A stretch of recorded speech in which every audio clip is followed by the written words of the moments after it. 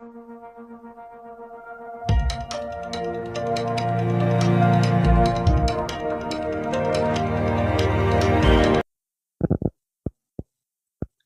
everyone, my name is Nick Narayan.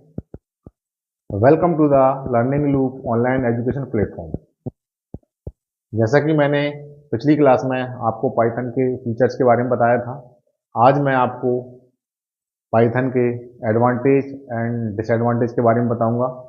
क्या लाभ हैं, क्या नुकसान हैं, इस पर ज़रा हम नज़र डालते हैं। देखें आज तो फर्स्ट पॉइंट है सीखना और लिखना आसान। सीखना और लिखना आसान।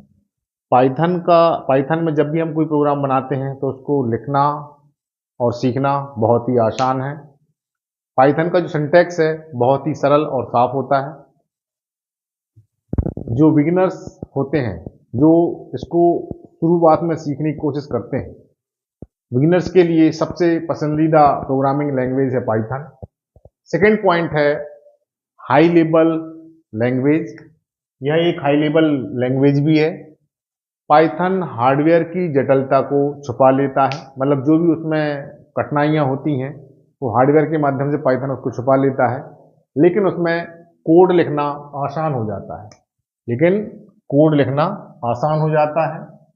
थर्ड पॉइंट आता है कई प्रकार के एप्लीकेशन में उपयोग। अब कौन कौन सी एप्लीकेशन में उपयोग हैं? सबसे फर्स्ट है वेब डेवलपमेंट, जो हमारे डिजंगो ये एक वेब डेवलपमेंट में यूज किया जाता है। इसके बाद इसमें एक फ्लास्क भी यूज किया जाता है। सेकंड आता है डेटा साइंस। तो डेटा साइंस में आपने देखा कि यूट्यूब भी है इसमें शामिल, मीडिया भी शामिल है जिसको हम कहते हैं सोशल मीडिया। इसके अलावा इंस्टाग्राम ये भी इसमें शामिल है, और भी इससे ज़्यादा प्लेटफॉर्म हैं जो डेटा साइंस में आते हैं। डेटा साइंस का मतलब ये होता है कि कलेक्शन ऑफ इंफॉर्मेशन, जैसे कि फॉर एग्जांपल हमने यूट्यूब पे देखा हुआ है, डिफरेंट टाइप्स के यूजर अपना खुद का चैनल बनाते हैं और डिफरेंट टाइप्स का इंफॉर्मेशन उसमें डालते हैं और अलग विभिन्न प्रकार के चैनल बनाते हैं। तो ये सब डेटा साइंस के माध्यम से होता है।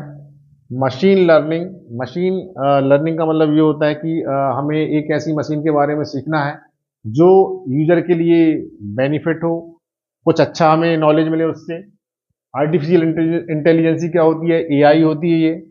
जैसे फॉर एग्जांपल रोबोट की बात करें, रोबोट भी होता है इसमें। रोबोट आर्टिफिशियल इंटेलिजेंसी क्या होती है कि ये सीधा ह्यूमन से डिफरेंट होती है ये। इसके बाद आता है ऑटोमेशन। इसके बाद आता है गेम डेवलपमेंट। इसमें गेम भी बनाए जा सकते हैं पाइथन का यूज करके। नेक्स्ट पॉइंट है आपका डेस्कटॉप एप्लीकेशन। इसमें डेस्कटॉप एप्लीकेशन को भी डेवलप किया जा सकता है। फोर्थ पॉइंट आता है आपका cross platform language. Cross platform का मतलब ये होता है कि पाइथन विंडोज और मैक ओएस सभी पर काम करता है। इसमें क्या है कि ये जो लैंग्वेज है ये सब पर काम कर सकती है। फिफ्थ पॉइंट है विशाल लाइब्रेरी सपोर्ट। मतलब इसमें जो लाइब्रेरी है बहुत ही बड़ी होती है, जो डिफरेंट टाइप्स के मॉड्यूल को सपोर्ट करती है। कुछ मॉड्यूल्स हमारे पास हैं, देखते हैं हम, NumPy, pandas, OpenCV and other powerful libraries इसमें हमको मिलती हैं, जिनका हम पाइथन में यूज करते हैं प्रोग्राम बनाते समय। इसके बाद 6 आता है ऑटोमेशन के लिए बेस्ट है ये। पाइथन की मदद से आसानी से स्क्रिप्ट बनाकर repetitive task, file handling, software automation को ऑटोमेट किया जा सकता है।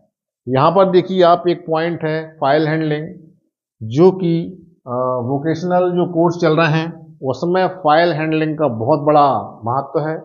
ये क्वेश्चन जो है, ये टॉपिक है, एग्जाम में आता है। इस पर भी हम नेक्स्ट क्लास में फोकस करेंगे।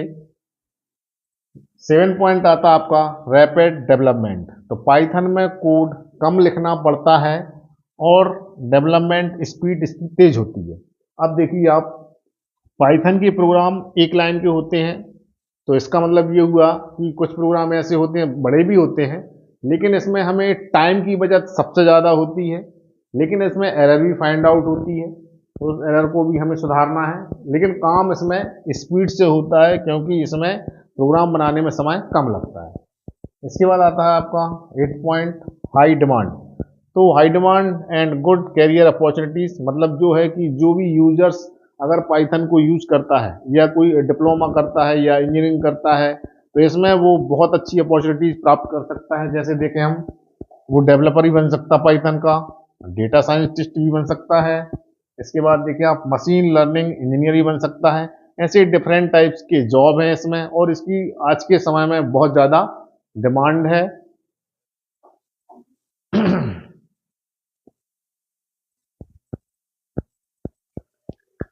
अभी हमने एडवांटेज पढ़े हुए थे, इसके बाद में हम डिसएडवांटेज पढ़ते हैं पाइथन के। फर्स्ट पॉइंट है स्लो स्पीड। स्लो मीन्स होता है धीमी गति। पाइथन एक इंटरप्रेटेड लैंग्वेज है, इसलिए यह सी या सी प्लस प्लस जैसी कंपाइल्ड लैंग्वेज से धीमी होती है। ठीक है, कंपाइल्ड लैंग्वेज धीमी होती है। अब इसमें इंटरप्रीटेड का मतलब क्या होता है? इसमें क्या है, आपने एक चीज़ पढ़ी होगी, इंटरप्रीटर का मतलब ये होता है कि जब हम कोई प्रोग्राम बनाते हैं तो प्रोग्राम बनाते समय वो, अगर हम हमारा प्रोग्राम एक से अधिक लाइन का है तो पहली लाइन में ही वो एरर फाइंड आउट कर देता है, मतलब हमें आगे बढ़ने नहीं देता है। ठीक है, तो ये इंटरप्रीटेड है, इसलिए यह सी या सी प्लस प्लस जैसी कंपाइल्ड लैंग्वेज जो होती है उनसे कैसा होता है, धीमा होता है। ठीक है, से धीमा होता है। सेकंड पॉइंट है मोबाइल ऐप डेवलपमेंट के लिए कम उपयुक्त, मतलब पाइथन जो है मोबाइल ऐप डेवलपमेंट के लिए कम उपयोग होता है। पाइथन का use mobile applications Android iOS में बहुत सीमित होता है, इसका ज़्यादा उपयोग नहीं होता, इसकी लिमिटेशंस होती हैं।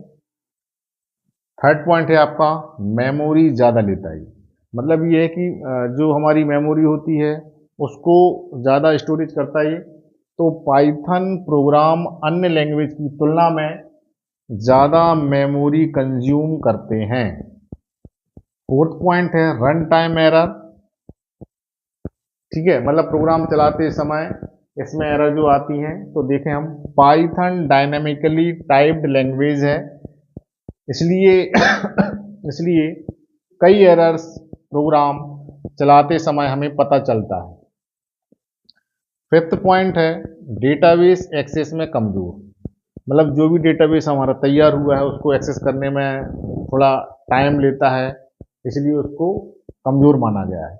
कुछ डेटाबेस के साथ पाइथन की परफॉर्मेंस, मतलब जो काम करने की कैपेसिटी है वो बहुत अच्छी है। देखते हैं हम, जैसे जावा जैसी लैंग्वेज से कम होती है, मतलब कुछ लैंग्वेज ऐसी हैं जावा जैसी लैंग्वेज से कम होती है, मतलब ये बेस्ट है, लेकिन जो पाइथन है वो थोड़ा कम है। ठीक है, सिक्स पॉइंट है आपका लो लेवल प्रोग्रामिंग के लिए सही नहीं है, मतलब जैसे लो लेवल में कौन कौन सी जो भी लैंग्वेज आती हैं उनके लिए ये परफेक्ट नहीं है। ऑपरेटिंग सिस्टम, ड्राइवर्स या एम्बेडेड सिस्टम के लिए पाइथन उपयुक्त नहीं है। अब एम्बेडेड आपने ऑपरेटिंग सिस्टम तो आप जानते हैं कि हमारे कंप्यूटर में बिना ऑपरेटिंग सिस्टम के कुछ नहीं होता है, जब तक ऑपरेटिंग सिस्टम उसमें हम नहीं रखेंगे तब तक हमारा कंप्यूटर सही तरीके से काम नहीं करेगा। ड्राइवर्स की बात करें तो जब हमारा ऑपरेटिंग सिस्टम लोड हो जाता है तब हमें ड्राइवर्स की आवश्यकता होती है, कुछ एप्लीकेशन को चलाने के लिए, कुछ सॉफ्टवेयर को चलाने के लिए। इसके बाद आता है एम्बेडेड सिस्टम। तो एम्बेडेड सिस्टम आपने देखा होगा, जैसे रेलवे स्टेशन पर देखा होगा आपने, ब्रिज में ऊपर लगे रहते हैं, ट्रेन का नाम चलते हुए दिखाई देता है, ये सब एम्बेडेड सिस्टम के माध्यम से बनाया जाता है। इसमें जो लैंग्वेज यूज़ की जाती है वो सी लैंग्वेज यूज़ की जाती है। ठीक है, तो आज की क्लास आपको कैसी लगी? मिलते हैं हम नेक्स्ट क्लास में। Thank you.